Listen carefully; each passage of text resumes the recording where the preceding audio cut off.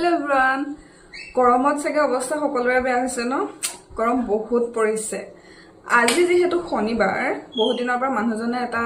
বস্তু ডিমান্ড কৰি আছিল এই গৰমত আমাৰ অসমীয়া সকলৰ এটা ফেভৰেট ডিশ থাকে হেতু খাবলৈ কাৰণে বহুত দিন ধৰি তেওঁ ডিমান্ড কৰি আছিল কিন্তু তেওঁ যেহেতু অফিস থাকে সেই কাৰণে মই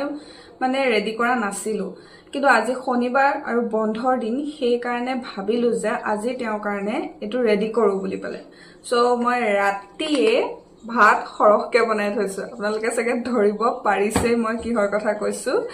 তেনেহলে আহক এই গৰমত বিট কৰিব পৰাকে আমাৰ আসামিজ ফেভৰেট ডিশ সামাৰৰ ফেভৰেট ডিশ ৰেডি কৰোৱা হওক আপোনালোকে ঠিকে ভাবিছে মই পইতা ভাতৰ কথাই কৈছো পইতা ভাত বনাবৰ কাৰণে ৰাতিয়ে ভাত অলপ ঠাণ্ডা হোৱাৰ পিছত মই পানী দি পেলে থৈ দিছিলো এতিয়া পইতা ভাতৰ লগত খাব পৰাকে কেটামান ডিশ ৰেডি কৰোৱা হওক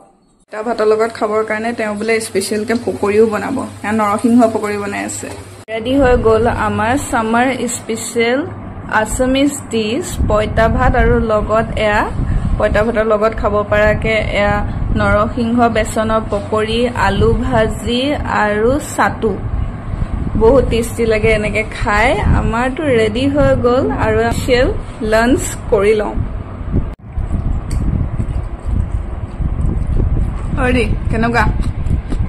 মজা কেমন আজি গৰমত ভাল লাগি গৈছে চাগে পইতা ভাত